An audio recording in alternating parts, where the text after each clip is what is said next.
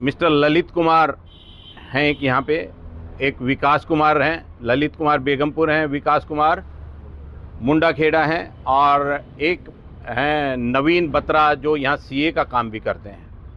आपकी जगाधरी में कहीं उनका ऑफिस है। इन सभी को डायरेक्टर बनवाया, मैं भी उस फर्म में डायरेक्टर बना और शेयर होल्डिंग वगैरह सारी तय हो गए, सारे डॉक्यूमेंट साइन हो गए।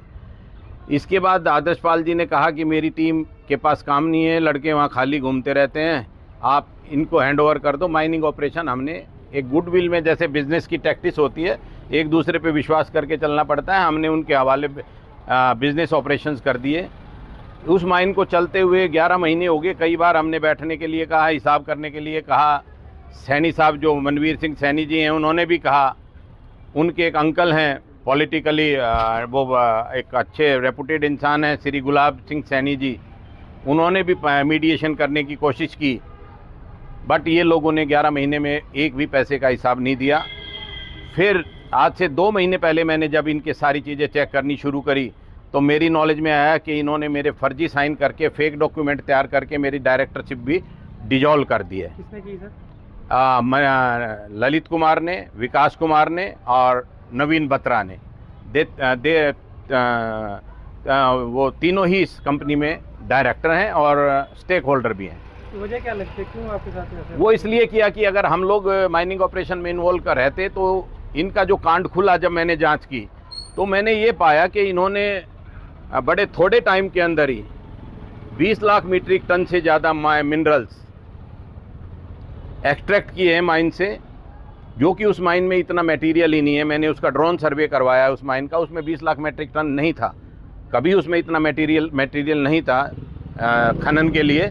तो फिर इनके जो रिकॉर्ड और चेक हुए तो ये पाया गया कि ये लोग यहाँ से पंचकुला से यमुनानगर के क्रशर जोन्स में फर्जी बिलिंग कर रहे हैं। उस फर्जी बिलिंग के आधार पर यमुनानगर क्रशर जोन में जो अवैध माइनिंग करके माल निकाला जाता है, इस बिलिंग के आधार पे वो लीगल हो जाता है और वो माल वहाँ पे मेटेरियलाइज होता है।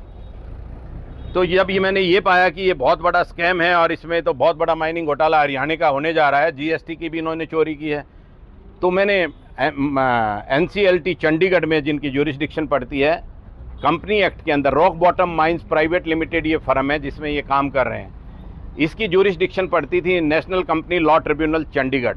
मैंने वहाँ पे पिटीशन फाइल की, इनके सारे डॉक्यूमेंट, सारे इनके सबूत वहाँ पे मैंने पेश किए। और मैं भारत पेट्रोलियम डीलर्स का प्रेसिडेंट पूरे हरियाणा का, तो मेरे इनके बहुत पुराने संबंध है, 20 साल से हैं लगभग। जब ये माइनिंग के ठेके चल रहे थे, कि बोली हो रही थी, तो कहीं मेरा नाम आ गया था। जगाधरी से हमारे लोग भी गए थे उसमें बोली में, ललित हैं इसमें, विकास हैं, ये लोग गए थे।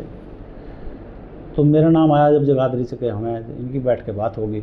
मेरे पास फ़ोन आया, मैंने कहा हाँ जी, लड़के तो अपने हैं, सारे के सारे अपने एरिया के हैं और मैं तो पूरी जगाधरी को अपनी मानता हूँ। तो बैठ के इन लोगों की बात होगी, तो इनकी पार्टनरशिप होगी थी। अब उसमें संजीव चौधरी जी कह रहे आदर्श पाल की सह है। भाई ना तो मैं कोई पॉलिटिशियन हूँ, ना मैं कोई सत्ता पक्ष का आदमी हूँ, ना मेरा कोई लेना देना, पार्टनरशिप मेरी कोई नहीं है इसके अंदर। सह है, सह तो देखो ललित के साथ मेरे आज के रिलेशन नहीं है, मेरे फैमिली रिलेशन है, मेरे रिश्तेदार भी है। विकास के साथ मेरे बहुत अच्छे रिलेशन रहे, अजमेर के साथ अच्छे रिलेशन है।